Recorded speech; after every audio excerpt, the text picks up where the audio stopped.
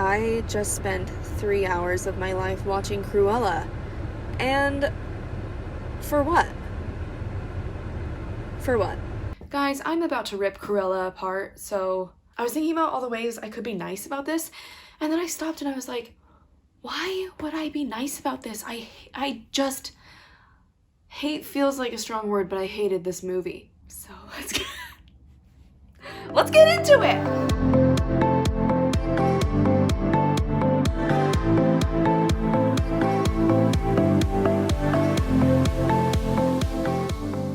I'm gonna start with the things I liked about this movie, okay? There are 3. Also spoiler alert for all of Cruella.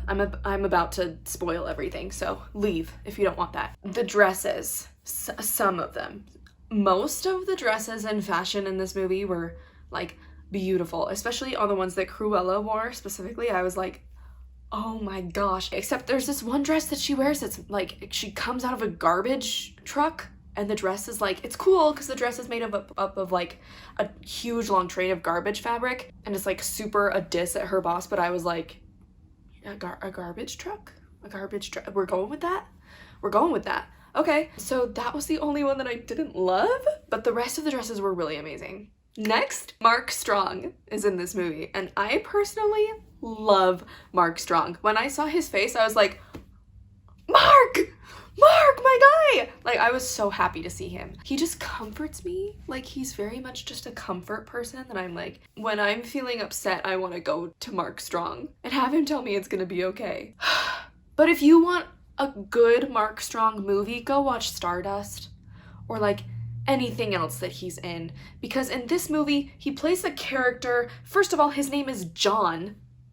Why would you name someone who looks like Mark Strong John? I was so upset. He looks badass. Name him something cool at least. What's his name in Stardust? I'm finding out. Septimus. He's number 7. And his name is John. Anyway, so I loved Mark Strong. And I also, the third thing is that I loved the plot twist. We basically find out the whole time Estella is working for the Baroness, who is like the main fashion designer, and she's like very prestigious. And we find out that Estella is the Baroness's daughter. And so that's a really cool plot twist that turns kind of the whole movie on its head, and you're like, oh my gosh, I have to reevaluate everything I just saw, which is really cool. But I also think part of the reason I loved it so much is because Mark Strong was the one who delivered it. John was the one who sat Estella down and said, look, you're the Baroness's daughter. So I think if it was anybody else, like, he's just such a fit. Why was he in this movie? Why was Emma Stone in this movie? They're the only 2 reasons that it even was worthwhile. Yeah, I was gonna try to be nice, and I said, no, I'm not gonna do that. Because you know what? I'm literally losing faith in Disney at this point, and it makes me upset. I am now actively upset that they have this monopoly over movies, because it's so much harder for even just smaller production companies and especially independent filmmakers to go debut and show and build their movies that are so much better than like this, because Disney has this monopoly when they're not even telling good stories.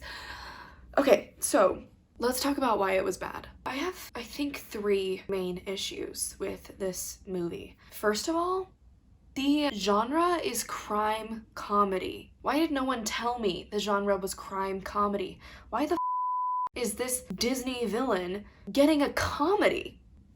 Second of all, none of it mattered. It was all, every single piece of it was so underdeveloped that I was just sitting there watching this chaotic string of events, and I was like, why do I care? Why am I sitting here? Like, third of all, it's genuinely made for children. I literally think that this movie was made for middle schoolers who are like, Cruella de Vil! Oh my gosh, that's so cool! I want to go see a movie about Cruella de Vil. Middle schoolers. Not for the adults who grew up watching 101 Dalmatians and now want to see, like, Cruella de Vil. I kept thinking about the song, if she doesn't scare you, no evil thing will. She's not evil in this movie. She's a good They made her a good person. And I'm so upset about that. Okay, so number 1, crime comedy. It is comedy, but I don't think it's comedy in the way they wanted because it's laughable. Every single piece of this movie wasn't believable. From the very beginning, Estella is born with half black, half white hair. She's just born that way. And if that's canon, I'm sorry, I don't know like my Cruella lore. She's born that way, she goes through school having trouble. Someone pushes her into a dumpster and she finds a dog in there, turns around, there's a dog, and she picks it up. So from the moment the movie starts, she's friends with the dog. So you're like, how's she gonna go from being friends with a dog to hurting a dog? Spoiler, she doesn't. And then later, her mother dies because someone uses a dog whistle to sick violent Dalmatians on her mother. And her mother is standing on this balcony just ever so perfectly so that when the dogs come to attack her, she's pushed over the edge. She's pushed over the balcony and she falls down like 200 feet to the ocean below.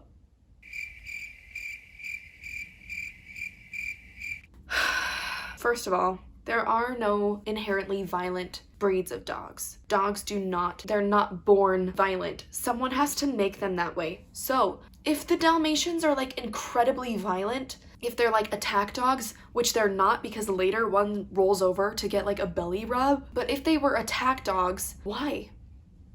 Who trained them that way? Who made them that way? I need some of it to make sense. So Cruella runs away. I keep calling her Cruella, but her real name's Estella, apparently. And her mother, I actually really like this line. Her mother said, "That's cruel. Your name's Estella, not Cruella." So I like that that's where that came from. But they go on to treat them like two different people. And like there's one point where Cruella says, "Estella is dead." And it's like, she's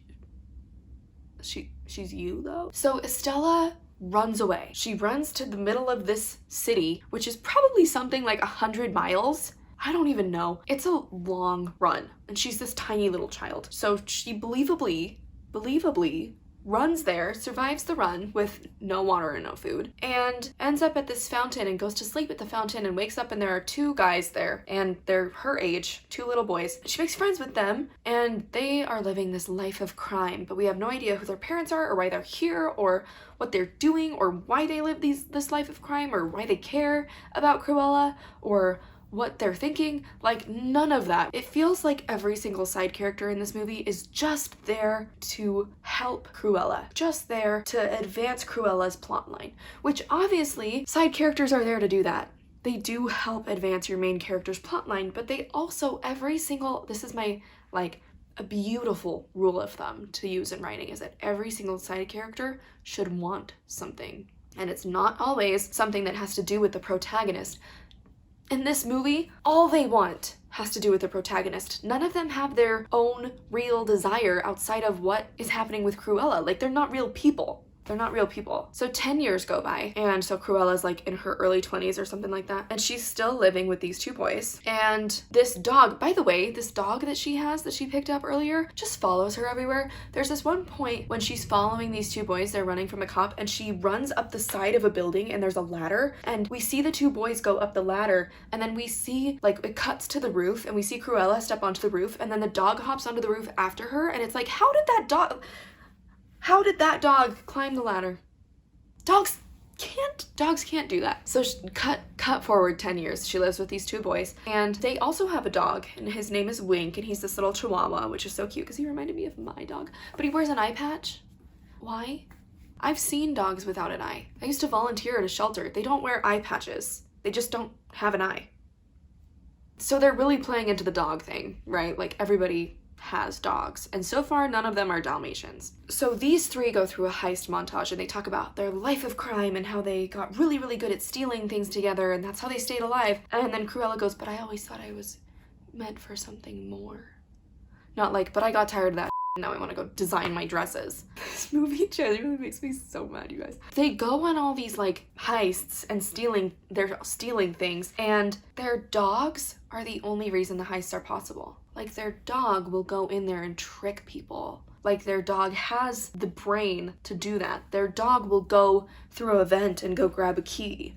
Or, like, stuff that, like, you literally would not be able to steal anything if you didn't have this dog. How was that fun to watch? From the beginning, I didn't really have faith in any of these characters because they're just banking on these dogs, and dogs don't do that. Like, none of it is believable or real. So yeah, that's my first, like, really big gripe, is how much they lean on the dogs. Like, just make the main character capable of something.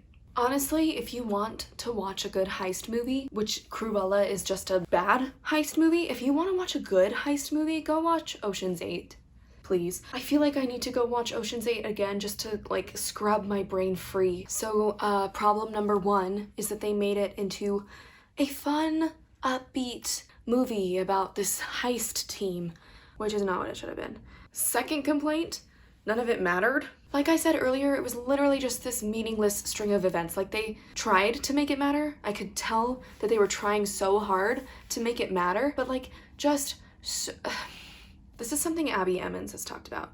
Abby, if you're watching this, hi. There's a difference between seeing something on a screen and your mirror neurons firing and being like, oh, I kind of feel for that character because you're a human, versus seeing something and feeling it like it's you and feeling like, what would I do if I were in this situation? It's kind of like sympathy versus empathy. Like, oh, I'm so sorry versus I've felt that.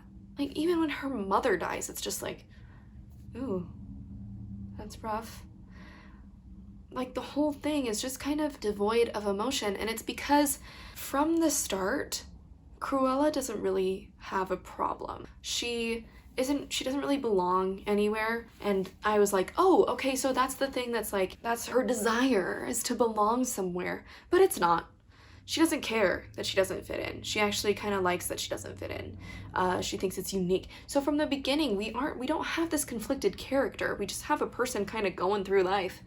And it's true that when there is no inner conflict, you know, Lisa Cron is all about inner conflict, and I love her. When there is no inner conflict, the whole story is bland. We don't really care. There can be tons of external conflict, but like if you think of Marvel is this big superhero franchise, right? All the movies are action and big and loud and plot driven. Lots of them are external events, but it's really hard to find a Marvel movie where the character is not deeply conflicted.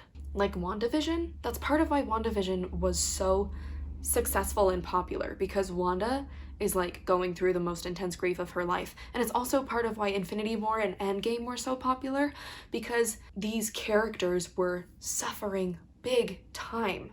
And we're drawn to that. Story is a way for us to process and feel emotions where it's safe, and Cruella just didn't do that.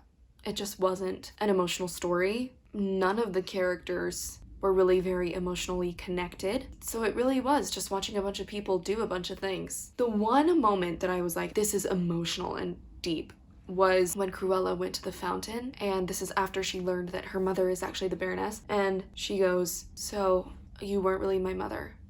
And that explains all the tone it down and don't be cruel and trying to make me fit in. And she said, but I've always been bad. And I was like, okay, if I throw away the rest of the movie, like if I just forget everything else that's ever happened, this monologue is really freaking cool. I really liked it, but I couldn't just throw away the rest of the movie. Like it still was like, no, you haven't. You haven't always been bad or crazy. What? If you want to go watch a movie and become deeply invested in the characters and what they're going through, which is what I was looking for, because this movie is supposed to be a negative arc, and I love negative arcs. I love negative arcs. I love watching characters slowly spiral into villainry and evil. And if you want to read a story with an excellent negative arc, this is just kind of like a sideline. Go read Heartless by Marissa Meyer. Amazing. That is how you do a negative arc. Cruella is not. Actually, it's not even really a negative arc, it's a positive arc for a villain. Which brings me to my third and final issue. I saw a TikTok a little while back of someone that was like, I really hope that Disney doesn't soften this story, that they don't like make Cruella into some lovable character. I really hope they make her evil, because that's what she is. And to whoever made that TikTok, I'm sorry to say that your worst fear came true, because she is a good person in this movie. She's not a villain. Which is why I believe that this movie was literally made for like 12-year-olds who want to go see a movie about a really cool fashion designer. First of all, from the very beginning, the Dalmatians are the dogs that killed Cruella's mother. So even if she did kill the Dalmatians, it's kind of like oh, well, they killed her mother, so that makes sense. No, Cruella just kills Dalmatians because she wants coats. Don't give her a justifiable, like, poetic, vindictive reason. But that being said, she doesn't even kill the dogs. Later, she basically finds out she loses this necklace that belonged to her mother, and the Baroness has it, and one of the dogs ends up swallowing it, so she abducts the 3 Dalmatians to wait for it to poop the necklace, which I was like, oh, she could just go freaking cut the dog open, which is like, obviously I don't want to see that. The whole time I was kind of like, oh, I really hope I don't witness animal abuse. But yeah, she was just like, okay, well, it's gotta come out the other end, so we'll just wait for the necklace, which it, like, doesn't. And Mark Strong, John, is the one who's like, here's the necklace, I cleaned it for you. What the hell? Anyway, there's this one show after she abducts the dogs where she's wearing this like big coat, this big Dalmatian coat, and the Baroness says, she killed my dogs and made a coat. And then we go back to her apartment and the dogs are there, alive and well. So that's a problem for me because literally Cruella's whole character is this, like, that's her whole character, is killing dogs. That's the reason she is the villain in 101 Dalmatians. If she doesn't really kill the dogs, why would she be a villain in a story like 101 Dalmatians? Are we forgetting that this is supposed to be an origin story for a villain that exists later in a certain light? Like, are we just gonna rewrite 101 Dalmatians and be like, Cruella de Vil is really scary because she is? I guess they kind of play it in a way like the public thinks that she killed the dogs, but also they kind of don't, so it's just truly upsetting. But then also, so she goes through this negative arc, right? And then she has this big monologue where she goes, you weren't my mother, and I was always bad and crazy, and this is who I was born to be. And then she goes and saves her friends who are in jail and says, I'm sorry, help me. I think it was at that point she said, I'm sorry, and I was like, does Disney know how to make people villains? I hate that they always tell the story that's the most digestible and not the story that's like what it should truly be. Because Cruella de Vil isn't a villain in this story. She actually treats everyone pretty well the whole time. And her friends get tired of her and they're like, I don't like Cruella, I miss Estella. And then she comes and says sorry. And she's like, well, Cruella was away for a long time, so I'm gonna keep her here. So she stays like in this evil persona, but like is still nice to everybody around her. I don't know, for the first half of the movie it was excusable because I was like, okay, well, a negative arc is really great when you start with a character who could be good and then slowly push them further and further and further until they have no choice but to be bad. Negative arcs are great when they're done that way. So I stuck it out and then I was like, this is a positive arc. They even build it up to where we think she's gonna kill the Baroness and then she doesn't. And she just basically frames the Baroness and gets the Baroness put in jail and then inherits her wealth. And I'm like, first of all, the Baroness is still alive. Would you really inherit her wealth that way? But second of all, just kill her. I get like wanting to steer away from animal abuse because that's like pretty unforgivable. Like if people see animal abuse in a story, they don't like it. But like you could kill a person, especially this person. She's like heartless. So those are my problems with the movie. I pulled up this article and it starts with, it's no Joker. And I was like, oh my God, that's what I went to this movie for.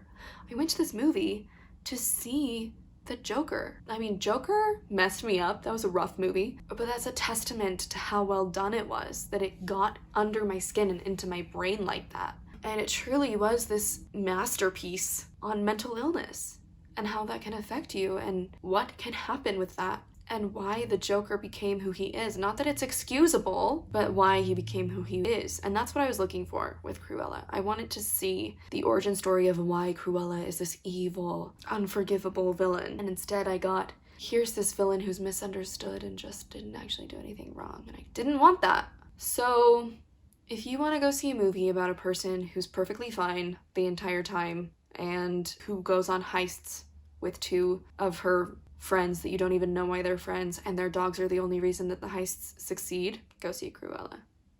You'll love it.